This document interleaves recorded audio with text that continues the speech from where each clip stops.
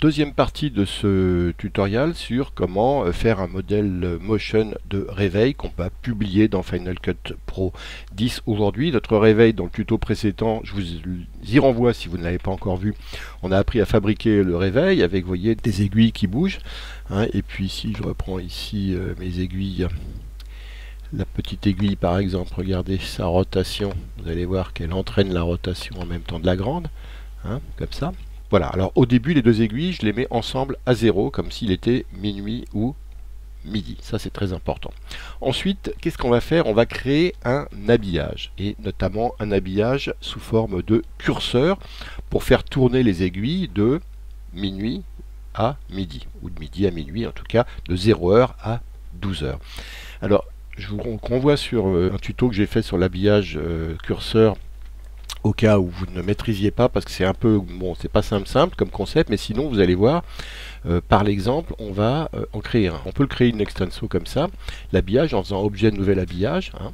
Mais on peut aussi, vous allez le voir, cette nouvel habillage va nous servir à faire tourner les aiguilles, hein. Donc c'est un habillage de rotation de, par exemple, la petite aiguille, puisque la grande lui est associée. Donc ici, sur ma rotation, voilà, c'est la rotation ici, c'est sur ce paramètre ici. Je fais clic droit dessus, ajouter à l'habillage, lequel j'en ai encore pas créé, donc il me propose d'en créer un. Créer un habillage. Et là, on nous propose de créer une case, un menu local ou un curseur. Moi, ce qu'il me faut, c'est un curseur pour passer de 0h à 12h, hein, progressivement, et donc d'avoir toutes les heures possibles. Hop, ajouter un nouveau curseur. Vous voyez le curseur, il y a un habillage qui est créé en haut dans mon projet avec un curseur ici. Et le curseur ici, il est comme ça. Hein, il y a, vous voyez, au début, c'est-à-dire au début de sa course à 0h, il est là. Maintenant, ce que je veux, c'est qu'à la fin, on ait fait un tour complet. Donc, que la petite aiguille ait bougé de 360 degrés. Paf. Et maintenant, regardez, je reprends mon curseur. Je suis à 0 et je vais bouger. Mais le problème, regardez, c'est que je suis parti dans le mauvais sens. Donc, je vais recommencer. 0. D'accord, je suis à 0, et à la fin de mon curseur, il faut que je ne sois pas à 360, mais à moins 360 degrés, je me trompe toujours, c'est pourtant évident. Donc voilà, maintenant regardez, hop, je pars de 0 sur mon curseur, et je le tourne, et quand j'arrive au bout, j'ai fait le tour du cadran de mon horloge, je suis à nouveau à midi. Simplement, ici, au lieu de l'appeler 100%, on va l'appeler 12, parce que ça va être 12 heures, hein. Donc, comme ça, c'est plus simple. Ça veut dire que si je règle mon curseur ici à 5 heures, par exemple, 5, il va être 5 heures du matin. 6, il va être 6 heures du matin. Après, je ne peux pas faire 6h30, hein. Mais vous voyez, si on veut faire 6h30, il suffit de faire 6,5. Si on veut faire écart, c'est 6,25. Voilà, hein. Et etc., etc. Donc ça marche. Maintenant, il faut que je le publie, ce curseur, hein, pour qu'on le retrouve ici, publié dans Final Cut Pro par la suite. Donc, le curseur ici, je vais le publier. Donc, je vais le retrouver dans mon projet ici. Hop, projet, voilà, curseur. Et ce curseur, il va me donner les heures. Donc, je vais l'appeler heure, je le rebaptise, hein. Je vais également le rebaptiser ici, habillage 1 en heure, puisque c'est lui qui va me donner les heures. Voilà.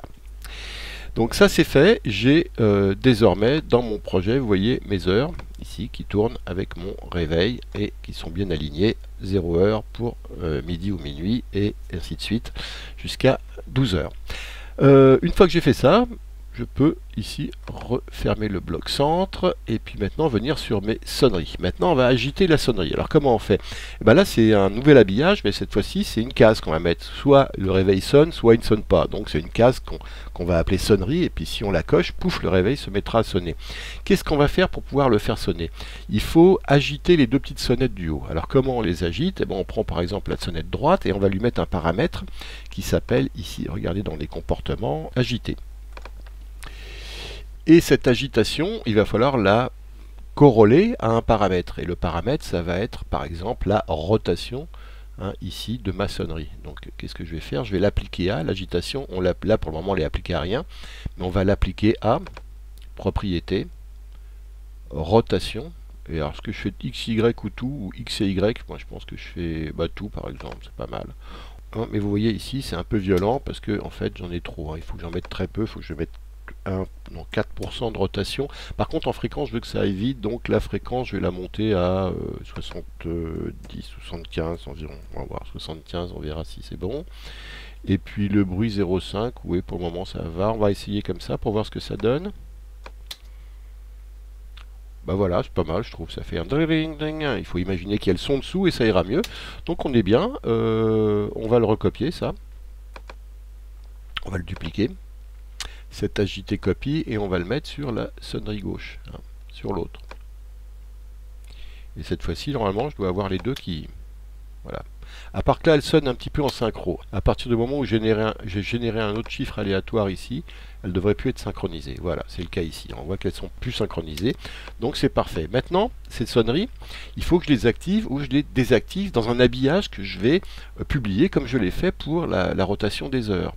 Donc je vais créer un nouvel habillage cette fois-ci. Donc je me mets dans Projet, hein, et puis je vais ici dans Objet, Nouvel habillage. Et ce nouvel habillage, je vais choisir une case cette fois-ci. Donc j'ai ma case ici. Maintenant, je vais l'activer ici et je vais lui coller mes deux paramètres. Agiter ici. Agiter ici la quantité, ajouter à l'habillage, et c'est à mon habillage 1 à la case. Boum. Le agiter 2, pareil. Quantité ici, les 4%, je vais les ajouter à l'habillage 1 qui est la case. J'ajoute à la case. Et maintenant, si je reprends ma case ici, vous voyez qu'on lui a collé ici l'agitation de ces deux choses-là. Maintenant, si je la décoche ici, je fais début et je vais hop redescendre à 0. Et donc case décochée égale sonnerie agitation à 0. Donc je quitte le mode de montage et maintenant vous allez voir que normalement si je coche la case, je monte à 4%. Si je la décoche, je descends à 0. Et donc ici, si c'est coché, vous voyez que mon réveil, il sonne. Et si je décoche la case, il ne sonne plus. Donc cette case ici, on va la publier également. Elle, hein, je la publie pour la retrouver dans mes paramètres publiés. Et vous voyez dans mes projets, paramètres publiés, la case, on va appeler ça sonnerie. Hein, et puis là aussi, la case, on va la renommer sonnerie.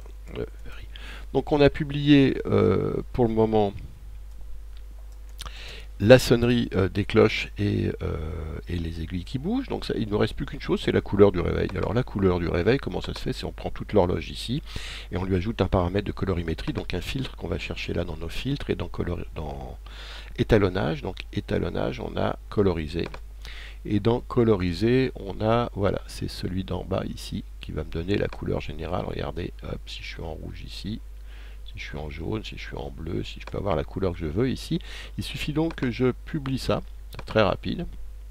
Et cette fois-ci, dans mon projet, regardez ce que j'ai heure, sonnerie que je peux activer ou pas, et la couleur ici, hein, qui répond. L'heure, vous voyez, elle répond également, et la sonnerie, elle répond, puisque vous voyez, ici je l'ai, et ici je ne l'ai pas. J'ai tous mes paramètres, hein, je suis bon. Maintenant, j'ai plus qu'à le publier, tout ça, le sauvegarder comme modèle dans Final Cut Pro 10, et ça c'est assez simple. Regardez ce qu'on fait. On fait fichier, publier le modèle. Alors vous voyez ici, on va le publier comme générateur dans Final Cut Pro, donc vous allez l'appeler réveil horloge, ou réveil horloge comme vous voulez, un des deux.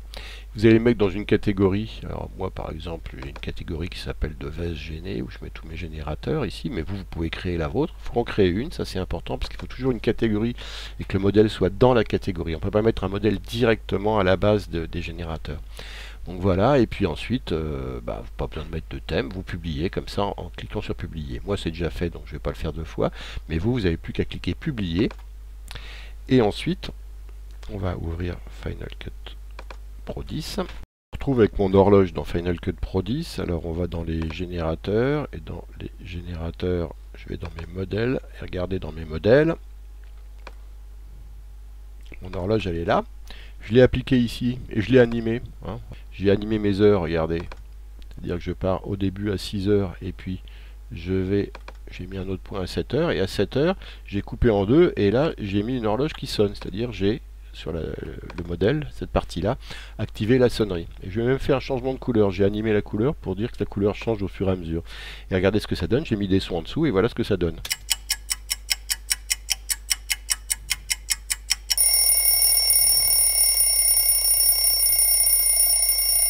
Et vous voyez, c'est tout bête, on a une sonnerie ici qu'on peut activer, des heures qu'on peut paramétrer, hein, qu'on peut animer avec des points clés, et une couleur qu'on peut mettre soit en fixe, soit s'amuser à lui faire changer de couleur au fur et à mesure, comme ça, comme je l'ai fait ici. Voilà, et bien maintenant, à vous de jouer. Merci et à bientôt.